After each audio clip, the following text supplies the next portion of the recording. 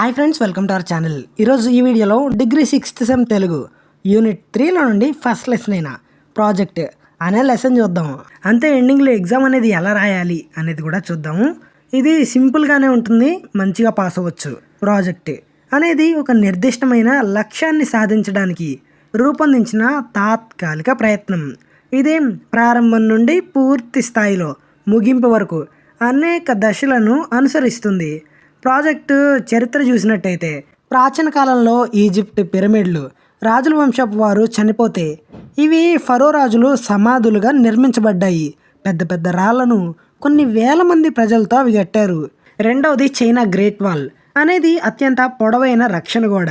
ఇది శత్రువుల దాడులను అడ్డుకోవడానికి, చైనా భూభాగాన్ని రక్షించుకోవడానికి రాజులు ఒక ప్రణాళికతో దీన్ని నిర్మించారు. ఇంకా సింపుల్గా అర్థమయ్యేలా చెప్పాలి అంటే రఘువరన్ బీటెక్ సినిమా చూశారు కదా, దాంట్లో ఇల్లు లేని పేదవారికి ఇల్లు కట్టించడానికి చైర్మన్ గవర్నమెంట్ ప్రాజెక్ట్ని హీరోని టెండర్ వేయమని ఇస్తాడు. దానికోసం హీరో ఆ బిల్డింగ్ కట్టడానికి బడ్జెట్ ఇంకా ప్లానింగ్ ఎన్ని రోజుల్లో పూర్తవుతుంది అని అంచనా వేసి దాని ప్రారంభం నుంచి ముగింపు వరకు అనేక దశలను ఎదుర్కొంటుంది. ప్రారంభం నుంచి ముగింపు వరకు ఎలా ఉంటుంది అనేది మనం చూసాం కదా, ఆ కాన్సెప్ట్ అయితే ఈజీగా ఉంటుంది. మనం ఉదాహరణకు చూస్తే మన తెలంగాణ ప్రభుత్వంలోని ప్రాజెక్టులు చూసినట్టయితే మిషన్ భగీరథ, మిషన్ కాకతీయ, కళ్యాణ్ లక్ష్మి, షాదీ ముబారక్. అదే ఆంధ్రాలో అయితే పోలవరం ప్రాజెక్టు, నవరత్నాలు అనేవి ఉదాహరణలు. ప్రాజెక్ట్ అనేది ఆంగ్ల పదం. దీనికి తెలుగులో యోజన, నియోజనం, పరియోజన, పథకం అనే అర్థాలు ఉన్నాయి. పథకం అంటే సందర్భాన్ని బట్టి వ్యూహం, ఎత్తుగడ అని అర్థాల్లో ఒకదాన్ని ఎన్నుకోవాలి. అధ్యయనం, పరిశోధన, పరికల్పన, నివేదిక అనేది ప్రాజెక్ట్లోని భాగాలే. మనం ఎలాంటి ప్రాజెక్ట్ చేయాలి అనేది ప్లాన్ చేసి వాటిని పూర్తిగా అధ్యయనం చేయాలి. అంటే వాటి గురించి మనం అధ్యయనం చేయాలి. అసలు ఎలాంటి అంశాల మీద చేయాలి, వాటి గురించి మనం నేర్చుకొని అవగాహన పూర్తిగా వచ్చిన తర్వాత దాన్ని పూర్తి చేస్తారు.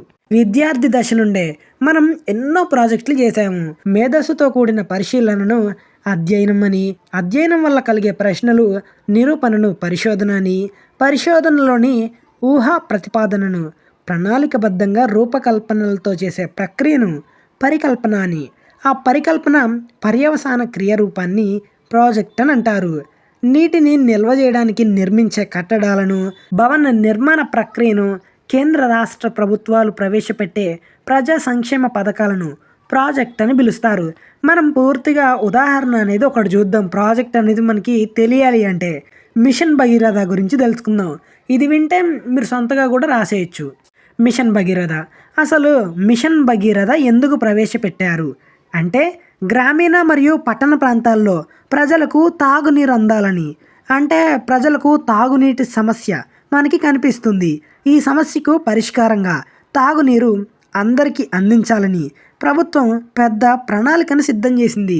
ముందు కేసీఆర్ గారు అధ్యయనం చేసి పరిశీలన చేశారు. ముందుగా మిషన్ భగీరథ దీని గురించి అధ్యయనం చేసి పరిశీలన చేయాలి. నీటి కొరతపై పరిశీలన అంటే రీసెర్చ్ ఎలా చేస్తారు అంటే తెలంగాణలో దాదాపు 67% మంది గ్రామీణ ప్రజలు తాగునీటి కోసం బోర్లు, బావులపై ఆధారపడాల్సిన పరిస్థితి. కొన్ని ప్రాంతాల్లో ఫ్లోరైడ్, కలుషిత నీరు ఉన్న కారణంగా ప్రజలు ఫ్లోరోసిస్ అనే వ్యాధిని బారిన పడుతున్నారు. ఎముకలు, దవడలు దెబ్బతినే వ్యాధి అన్నమాట ఇది. నీటి కోసం మహిళలు, పిల్లలు మైళ్ళు, కిలోమీటర్ల దూరం నడిచి వెళ్ళే పరిస్థితి ఉంది. అయితే లక్ష్మీదేవిపల్లి గ్రామం అనేది ప్రేరణగా మారిన ఉదాహరణ. ఖమ్మం జిల్లా లక్ష్మీదేవిపల్లి గ్రామం ఈ ప్రాజెక్టు ఆవిర్భావానికి కీలకంగా మారింది. అక్కడి ప్రజలు స్వయంగా ఓవర్ షెడ్ ట్యాంక్ నిర్మించి ఇంటింటికి పైప్ లైన్ ద్వారా నీరు సరఫరా చేయడం ప్రారంభించారు. ఈ విధానం ముఖ్యమంత్రి కేసీఆర్ గారి దృష్టికి వచ్చి దీనిని రాష్ట్ర వ్యాప్తంగా విస్తృతంగా అమలు చేయాలనే ఆలోచన వచ్చింది. మొదటి అంశం గ్రామీణ మరియు పట్టణ ప్రాంతాలకు తాగునీరు అందాలి. ఈ ప్రాజెక్టు 2016 ఆగస్టు 6న అధికారికంగా ఇది ప్రారంభమైంది. 43,791 కోటి వ్యయంతో నిధులు మంజూరయ్యాయి. ఈ ప్రాజెక్టు ప్రధానంగా 3 అంశాలలో అమలు చేశారు. గోదావరి, కృష్ణ, మంజీరా, మూసి, పాలేరు వంటి నదుల నుండి నీరు తీసుకోవడం, పెద్ద పెద్ద రిజర్వాయర్లను నిర్మించడం, గ్రావిటీ ఆధారిత నీటి సరఫరా వ్యవస్థను ఏర్పాటు చేయడం, అక్కడి నుంచి పెద్ద పెద్ద వాటర్ ట్రీట్మెంట్ ప్లాంట్లను నిర్మించడం, వాటర్ ఫిల్టర్ అంటే శుద్ధి ప్రక్రియను అమలు చేయడం. ప్రాజెక్టు 2020 నాటికి తెలంగాణలో 23,000 గ్రామాలలో నీటి సరఫరా పూర్తయింది. 67 నగరాల్లో కూడా మిషన్ భగీరథ నీటి సరఫరా అమల్లోకి వచ్చింది. ఈ ప్రాజెక్టు యొక్క ప్రయోజనాలు: గ్రామాల్లో తాగునీటి సమస్యకు శాశ్వత పరిష్కారం లభించింది. ఫ్లోరైడ్ కలుషిత నీటి వల్ల కలిగే ఆరోగ్య సమస్యలు తగ్గుతాయి. ప్రజలు ఆరోగ్య పరిరక్షణకు తోడ్పడింది. అదేవిధంగా పల్లెలలో నీటి కోసం గంటల తరబడి వేచి చూడాల్సిన అవసరం లేకుండా చేసింది. గ్రామాలలో మహిళలకు ఊరట కలిగించింది. ఎందుకంటే వాళ్ళు నీటి కోసం కొన్ని మైళ్ళ దూరం వెళ్లాల్సి వచ్చేది. కానీ ఇప్పుడు ఇంటింటికి మంచినీరు అందుతుంది.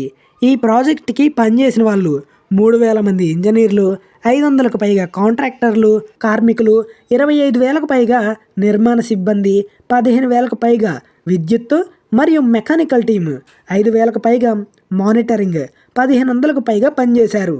అంతేకాకుండా కరోనా వైరస్ వచ్చిన సమయంలో కరోనా వ్యాక్సిన్ కనుక్కోవడానికి ఎన్నో పరిశోధనలు చేశారు. ఇండియాలోని ఇస్రో శాస్త్రీయ కోణంలో ఎన్నో రాకెట్లను ప్రయోగించింది. ఇక తర్వాతదిగా నీరు, విద్యుత్, రోడ్డు మరియు భవనాలు, మైనింగ్ ప్రాజెక్టులు. అంతర్జాతీయంగా నీటి ప్రాజెక్టులు తనక్, మహాకాళి, శారదా బ్యారేజ్ వంటి జాతీయ ప్రాజెక్టులు. తెలంగాణలోని శ్రీరామ్ సాగర్, నిజాం సాగర్ లాంటి ప్రాజెక్టులు, ఆంధ్రప్రదేశ్లోని పోలవరం తదితర ప్రాజెక్టులు నీటి వనరులకు సంబంధించింది. ఇక విద్యుత్ ప్రాజెక్టులు వచ్చేసి శ్రీశైలం, సిలేరు జల విద్యుత్ ప్రాజెక్టులు, వింధ్యాచల్, రామగుండం థర్మల్ విద్యుత్ ప్రాజెక్టులు. ప్రభుత్వ పథకాలకు సంబంధించిన ప్రాజెక్టులు 108, ఆరోగ్యశ్రీ పథకం, మిషన్ భగీరథ, మిషన్ కాకతీయ లాంటి ప్రాజెక్టులు. విద్యార్థులకు స్కాలర్షిప్ల పథకం, హరితహారం. ఈ పథకాల ద్వారా ఎన్నో విశేషాలు గుర్తించవచ్చు. ప్రాజెక్టు కోసం మొదటిగా అంశాన్ని ఎంచుకోవాలి. దానికి తగిన పరికరాలు, ఆర్థిక వ్యయం, పాటించాల్సిన పద్ధతులు ఇవన్నీ మనసులో ఉంచుకొని ప్రాజెక్టు ప్రారంభించాలి. ప్రాజెక్టు చేసే ముందు మంచి ప్రణాళిక, అధ్యయనం ఉండాలి. ఇదండి ప్రాజెక్ట్ అనేది. మరి ఎగ్జామ్లో ఏ క్వశ్చన్ వచ్చినా ప్రాజెక్టు గురించి రాయండి, లేదా ప్రాజెక్టు లక్ష్యం గురించి రాయండి అని వస్తే నేను చెప్పినట్టు రాసినా పర్లేదు, అసలు ప్రాజెక్ట్ అంటే ఏంటి, దాని చరిత్ర ఎలా మొదలైంది అని, దాన్ని ఎలా ముందుకు తీసుకెళ్తారు అని రాసి దానికి ఉదాహరణగా మిషన్ భగీరథ ప్రాజెక్టు ఎలా ప్రారంభించారు, ఎంత ఖర్చు అయింది అనేది నీట్ అండ్ క్లీన్ ఎక్స్ప్లెనేషన్తో ప్రజెంటేషన్ నీట్గా ఇవ్వండి. తప్పులు లేకుండా రాయడానికైతే ప్రయత్నించండి. మీకైతే మంచి మార్కులు పడతాయి. సో చివరిగా ఇదండి వీడియో అనేది.